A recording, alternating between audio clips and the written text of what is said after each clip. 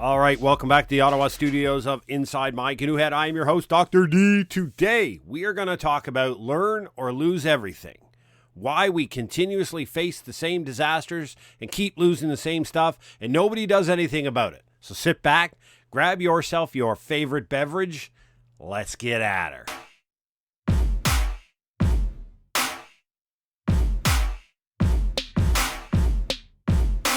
All right, thanks again for joining us this week, and a shout out to Andrew. Thank you very much for pointing out that I had overlaid the wrong audio on the last episode. It came out, and we were almost up to double or triple digit downloads, and Andrew sends me an email saying, I like your podcast, and I love the shout out. Keep sending your accolades and your complaints, both. I love them all. And he basically says, it sounds a lot like the last one. Maybe it's me. And I go back and check, and no, it was my error. I drag and drop the wrong audio file into the Buzzsprout feeder when I put the podcast episode up. And when I played it back, I pressed the wrong episode. So it was just a series of comedy of errors. Thank you, Andrew, for that.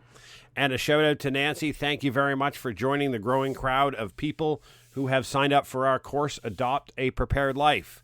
So with that, what is happening in Jasper? And I'm not going to spend this episode talking about and accolading all the wonderful things that people are doing, etc. What we want to talk about is the fact that humans consistently make a series of decisions, and we seem to not learn from them. So what does this do? What can we do as a society, as a group of people, or as incredible listeners like yourself? What can you learn from the experiences of others when you have no impacts yourself to adopt your preparedness behaviors? How does that influential relationship work? So today we're going to talk about Jasper, right? Everybody knows what's happened in Jasper. It's a wonderful town in Alberta. Now, I haven't been there. I've been to Banff, and I'm going back to Banff this fall, which is about a couple hours road drive south. But it's basically the same type of environment, a beautiful town nestled in the mountains, completely surrounded by forests and great huge peaks of the Rocky Mountains. It's an absolute serenity beauty that I'm an East Coaster, so the waves crashing on Peggy's Cove in Nova Scotia are just to my heart, but I'm breathtakingly silent when I'm in the Rockies. It's just an incredible place to be. It's beautiful. It is a place where you can sit and really contemplate how little and insignificant you are when you look at these massive hills that have been there for hundreds of millions, if not a billion years, and will be there for 100 million years after you're gone. It's just fantastic when you think about it. So it's a beautiful, incredible town that is a hustle and bustle. There's about 5,000 residents, and quadruples in peak seasons of visitors to Jasper National Park, the surrounding mountains. It's just an incredible place to be. If it's anything like Banff, and I'm sure it is, Banff sits the same way and faces a lot of the same pressures from human growth and human intervention in the area. Absolutely beautiful, incredible, and then it burned. And it burned because of a whole bunch of series of reasons. Jasper is just the latest example of destruction that's been caused by an intersection of a range of human decisions, right? So we build in nature's backyard knowing that fires are an essential part of the ecosystem. If you understand or just even have a nascent level of knowledge when it comes to forestry, is that fires are part of a normal ecosystem, right? It's part of a healthy ecosystem. Forests need to burn. And a prime example is the pine tree, right? The pine cone that contains the seed for the tree requires 350 degrees Fahrenheit to open.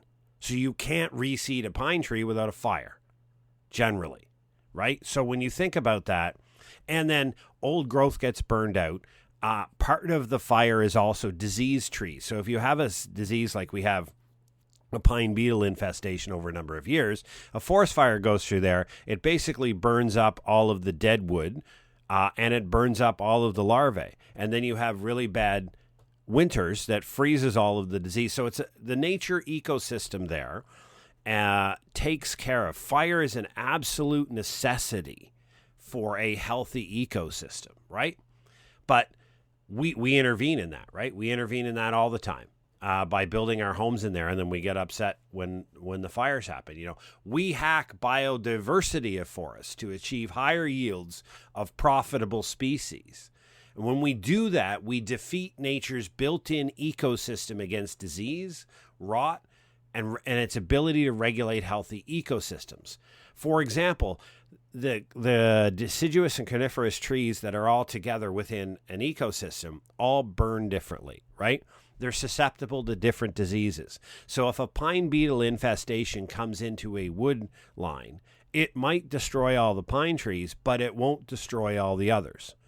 And it's a rinse and repeat. So when you have this really interlaced, detailed ecosystem of trees in the forest, nature's natural regulatory of disease and rot is through the diversity of the species, and fires and weather and a whole bunch of other things contribute to nature being able to manage its own healthy forest, right? Because after a fire goes through, you have a whole new set of trees and plant species that immediately start up. And a prime example is I've done some paddling over the last couple of years in northern Saskatchewan, right? And we go in a week after ice out.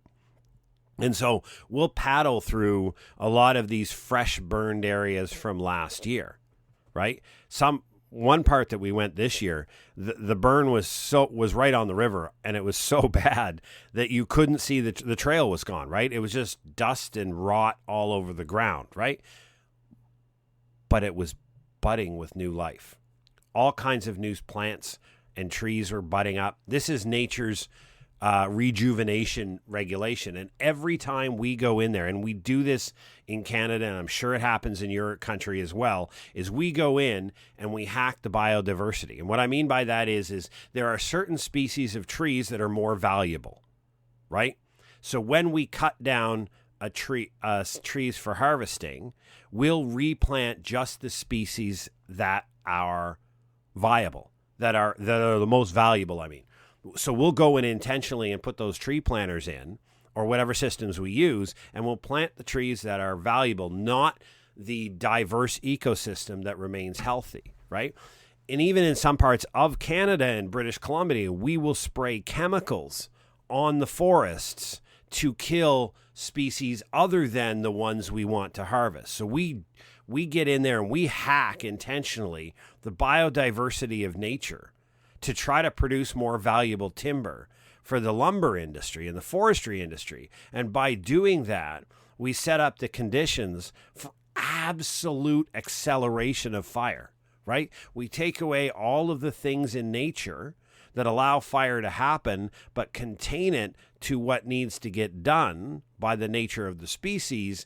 We get in there and we hack the living crap out of it. And then we choose not to employ what we know to be mitigation measures, which include significant fire breaks. We know that should you build a town in the mountains, you can largely mitigate against wildfires if you have a significant fire break. And I don't mean a roadway, my friends. I mean 100 to 200 to a 300 meter clear cut around the town and around the avenues of approach that a fire would come towards the town, to have defensive lines for the firefighting capabilities to be able to fight it, right? Very, very important. We know how to do that. We know it works, but we choose not to hack down things in nature to protect our assets, right? We're only going to hack down, a couple of dozen hectares in millions of hectares. But those couple of dozen of hectares, by digging it right down to the dirt and leaving it that way, we remove the fuel for the fire and give a chance to defense. And you do 2 or 3 of these in succession, and towns no longer burn. We know how to do that. We choose not to. Building code regulations. Up to 80, if not more, %, and this is data from FireSmart Canada and other sources, not me throwing numbers out, but 80% of losses that occur, that homes or buildings or structures that are ignited as a result of a wildfire, are done so because of embers. Less than 20% is because of the direct heat of the encroaching fire. So 80+% of the buildings that light on fire are wind, and because of the high winds that are generated by the fire, it generates some significant fires will generate their own weather. These embers come flying along, right? But we continue to build buildings in wildfire zones that are made of flammable material, right? We know how to build exteriors of homes so embers cannot, under any situations, light them on fire, right? We know how to do that. We actively choose not to. We let people build homes with vinyl siding. We let build people homes with cedar shake roofs or whatever it is we want to be. We know that exterior homes are 80% of the reason why they ignite. Yet here we go and we don't do anything about it, right? Active fuel management near the wildland-urban interface. Now, this is one that a lot of people argue for, and I'm not an expert in firefighting forestry management, right? So what I know is what trusted sources that I say, and they're saying they're in and around the Jasper area. There was significant loss over the last decade, and there's a circulating from the pine beetle infestation. So there's a lot of standing deadwood and fuel, making it a nightmare for a forest fire. And in 2017, the member of parliament from the area stood up and asked the government, the environment minister, what they were going to do about this potential time bomb sitting around the town of Jasper, because the land is in Parks Canada. So while the land management is generally in Canada a provincial problem or a state problem in the U.S., this was a national park. So this devastation in the trees was in the national park, and they were calling repeatedly for the government to intervene and do something, control burns, whatever it is. I'm not the guy with that recipe, but to take the measures work to mitigate the risk, and nothing was done, right? So here we are. We know how to do that. We know how to do active fuel management in the wildland-urban interface. So obviously we can't do it in millions of hectares. But when you start considering the 10-kilometer radius around a town, that could be an active zone where fuel management is something that is regularly and significantly invested in, right?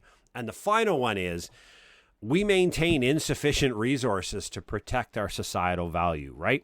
It's funny. It's really, really funny that Canada, a country with the largest boreal forest next to Russia in the entire world, maintains a minuscule wildland firefighting capability. It's just beyond our understanding. We choose to do other things with our money through our government, even though we go through this rinse and repeat cycle every year of losing important, valuable society assets and significant societal value in economic terms to wildfires. And one person pointed out the money we've sent to Ukraine in just this year alone could have bought well over 50 to 70 water bombers, including their annual operation costs, salaries, fuel, all that stuff. If we just didn't send money to Ukraine, we'd be able to have this significant additional asset. Now, that works with some places. I'm not a wildland firefighter, but I have enough friends who are. It gets very difficult in smoky conditions to be flying planes in the Rocky Mountains, right?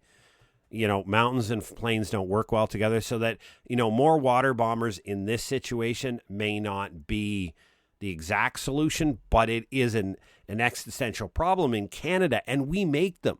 We are the top producer of water bombers around the world, but they go around the world and they're rarely purchased by Canadian governments to help with wildfire. So it's not like we don't know. All of this that I've just said over the last 10 minutes or so are all things that we know how to do. We have the conscience, intelligence how to do them, but we make the active choice not to. We choose not to act, so we lose everything. Then we mourn. We promise once again to do more. And over the last couple of days, there have been a parade of crying and emotional politicians in front of cameras and podiums that have said, oh my Lord, this is horrible. We're going to do something. We're going to look at it. We're going to do an after action report. We're going to investigate it, right? We send thoughts and prayers while some cautiously knowing that these events, while impactful, have limited longitudinal value. If here in Canada, if you think Lytton, BC, Fort McMurray, Alberta, Hammonds Plains, Nova Scotia, or any number of past losses that have happened from the very same situation, we simply no longer speak of them, but they are but a past acknowledgement for everyone but those who lived there and those who fought. So to erase Jasper from our minds, we simply have to wait, right? Other events will overcome the news cycle. Recovery will begin and will be grasped with the next significant event. Society will move on, leaving those who lost everything in to that 2+ year hellscape of a rebuilding process. And I've spoke about this at previous podcasts. And there's a great Homeowners Beware podcast for George Siegel that I've been on his podcast. And there's a great movie, and I strongly encourage all of my listeners to Google The Last House Standing.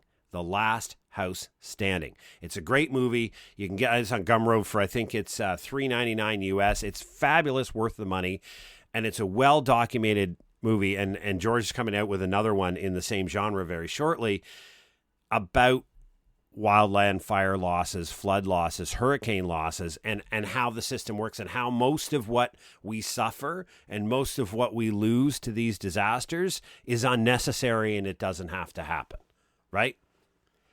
There will be, but think about it. There will be celebrations of renewed town openings in a few years. We'll have a recommencement ceremony, a big, beautiful gem back in the mountains. And then we're just going to rinse and repeat, right? For you and I, this matters little. When we look at the evidence, it shows us that losses suffered on others, even with the raw images of total loss, does not correlate to a macro level of behavioral change. So as a society, we do not create broad new initiatives in a sector to ameliorate a threat as a result of damage elsewhere. Thoughts and prayers? Yes, absolutely. Open statements of empathy and short-term resource allocations to make it look good, we do those all the time, right? But we don't have a correlation. So you and I sitting here, and this is the main message that I want to get across today. You and I did not suffer a loss. Unless you're listening to me in Jasper, or unless you're a recent loss to a wildfire, we suffered no losses. But we've seen the pictures of total losses. We've seen families in tears walking around their burnt-out structures of their homes. We've seen people driving down fire-laden streets trying to escape and evacuate at the last possible moment. We see all of this.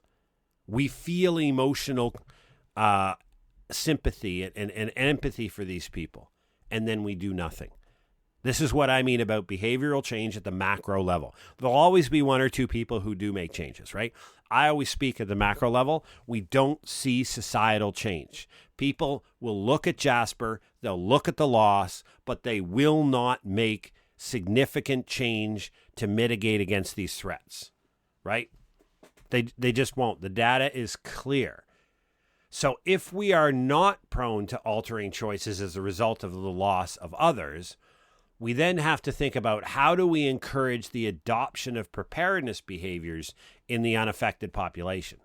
And I mean, this line of inquiry has been a mainstay of the civil defense research since the 1970s. So if you're a bit of a war nerd, the civil defense was what came out of the global nuclear threat. So basically the ability...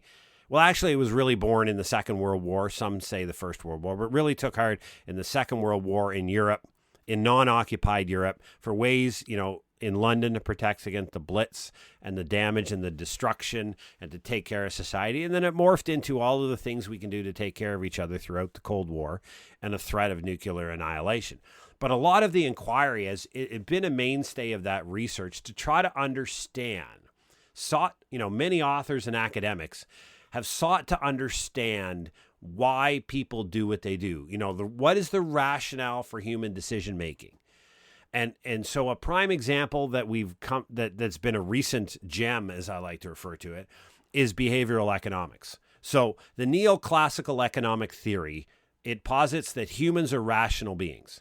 That is, they tend to make decisions that are in their own best interest, and that they do so at the margins. Humans at the macro level do not make sharp changes in policy, processes, culture, or purchasing decisions, but we incrementally move in directions due to stimuli we see. So what all that means is that humans traditionally will marginally make changes at the edges of their lives, right? We won't make radical. You always see that on YouTube for people who, I'm selling everything and becoming an extreme minimalist. I'm going to live out of a backpack. I'm going to be a digital nomad. I'm going to buy a boat and float. They're loud, they're present, they're in our face, but when you look at the general percentage of the population, they're rare, right? They're a statistical outlier for people who make radical decisions. The vast majority of us will make small incremental decisions throughout our lives because of risk tolerance, our desire not to expose our family and those we love to too much essential stuff. So we don't do that, right? So this neoclassical economic theory has largely been not debunked, but really taken over. So in the last few decades, we've challenged these precepts, arguing that evidence shows that, in fact, humans are emotional beings, that we, on balance, more likely to make significant decisions based upon our emotional state or our emotional reaction to stimulus, and then leverage logic later to justify the decision. Behavioral economics has moved, as is in a Thomas Kuhn idea, of the anomaly to a significant line of inquiry, disrupting the existing paradigm of understanding. So what that means to everybody out there is that you're an emotional being. And marketers know this. When somebody's trying to tell you something, they know that you are going to make an emotional purchasing decision, and then you're going to later use logic to justify it. Right? You may argue that you don't, but I'm talking society at the macro level. So myself as a marketer, when I'm trying to sell something and I'm marketing something in one of my other channels, I speak to emotion, right? I got to identify the problem that people have. I have to identify a solution to that, and then I have to poke the fear. I have to poke the problem. I have to make them realize that, this thing hurts a bit. And this guy's got a great solution over here. It's an emotional reaction, right? That's why you buy. Rarely will you use logic to buy a car. You'll get the feeling. That's why test drives exist, right?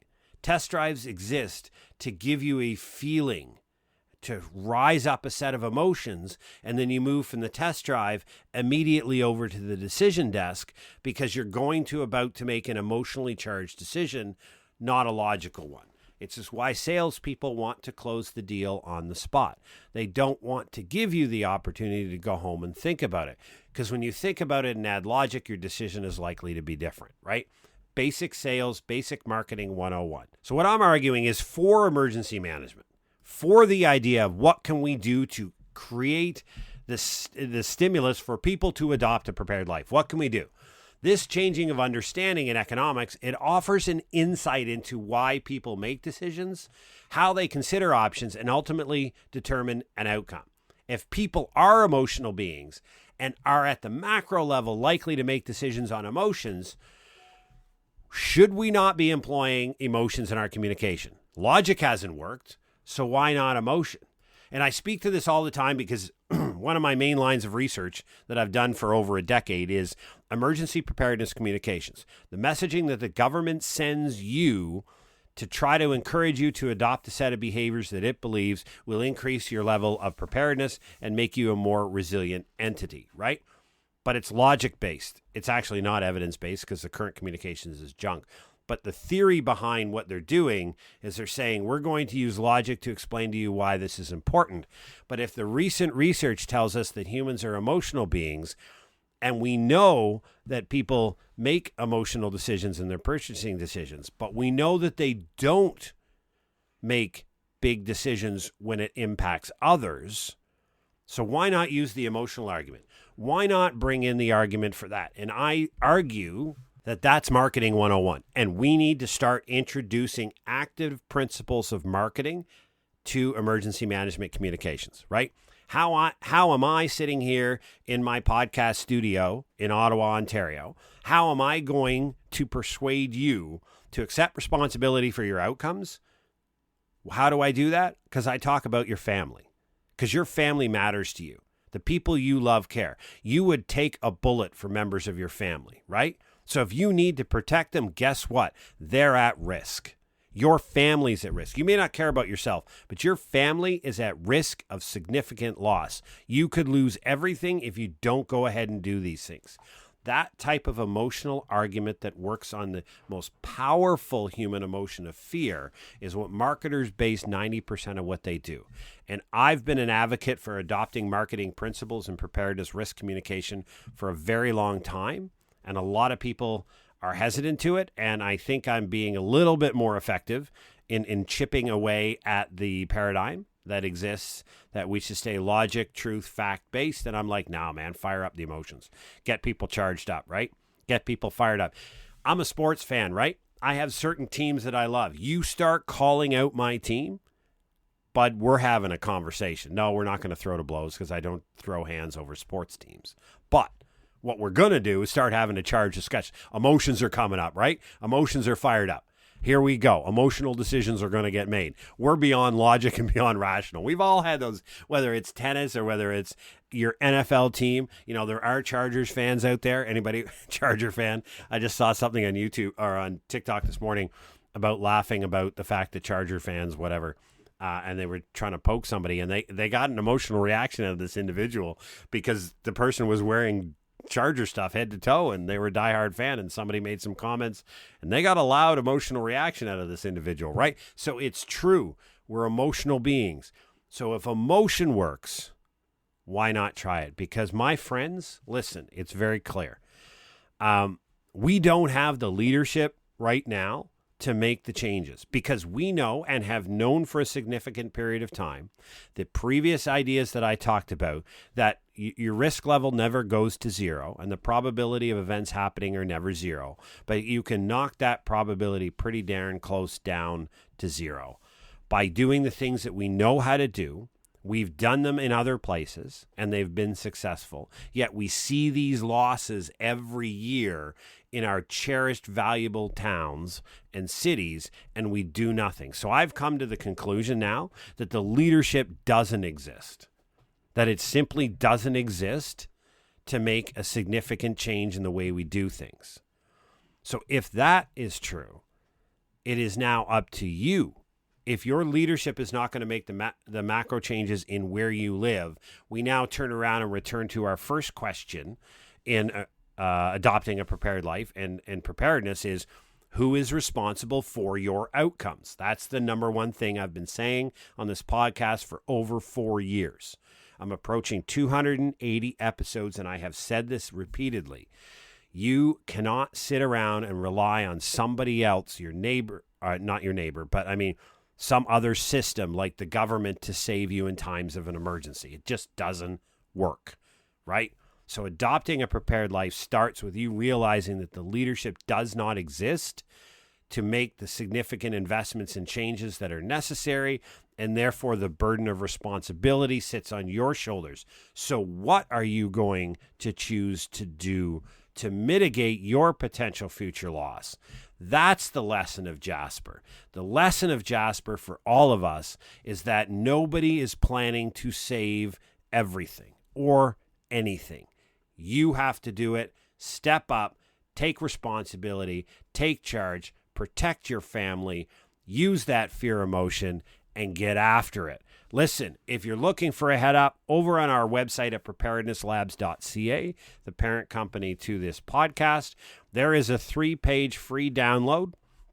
It's there, free of charge. You don't even have to give me your email. I don't know you're there on how to start a family preparedness plan, right? We've got a couple of issues of the Journal of Preparedness in Canada there as well. It's free. I won't know you're there. The next issue of the Journal of Preparedness in Canada is coming out in September. It'll have some pretty controversial, some pretty interesting stuff in there. That's an opinion and evidence-based journal that we sponsor here at preparednesslabs.ca. And we have other things that are available. I've written a couple of books. They're available in links at preparednesslabs.ca, and I have our signature course called Adopting a Prepared Life, and right now we've got a $30 off special that makes it $99 Canadian and a lot less American. And in there you learn through a video series and an attached workbook how to adopt a prepared life, step by step. It's not a PDF, right? Because PDFs don't work. It's a process. You walk through the process, and the process itself does not cost you any money. It's about remembering that preparedness is an attitude. It's a personal responsibility. It's a decision for you to make. And it's all there at preparednesslabs.ca. And again, we love feedback. Thank you to Andrew and Nancy. Another shout out to the two of you. Please give us feedback when you purchase our products, when you listen to the podcast. Drop me a line at jeff@preparednesslabs.ca. It comes to me directly. I answer every one of them. The other people that are part of the Inside My Canoe Head family don't touch that aspect. I don't let them. That's important to me. I'll answer you as quick as I can, and I want that feedback. If you think I'm way off rails, tell me. If there's something you want to hear, a topic that matters near and dear to your heart, and you want our thoughts on it, fire it away, right? That's how we produce content that you want to listen to. This podcast is free. It will always be free. Every piece of information that I offer to greater society is free in the podcast. What the paid options that we offer at preparednesslabs.ca, it's a summarize, right? Every piece of information that's in my books that you can buy is on the podcast. You just have to listen to hours and hours and hours of nonstop podcasts and pick out the pieces, right? If you want them all together, it's in the paid product. That's how it works. This is free for you forever. The one thing that I ask you to do, if you do nothing else, is simply tell a friend about this podcast. Expand the listeners. I don't have any ads. I don't get any ad revenue. It's not about making money. It's about spreading the word of preparedness and getting people to understand that while you may have politicians that say the right things, when we look at the actual rubber hitting the road, you are largely on your own. Build a community, bring your friends together, adopt a prepared life. Stay safe and have a great weekend.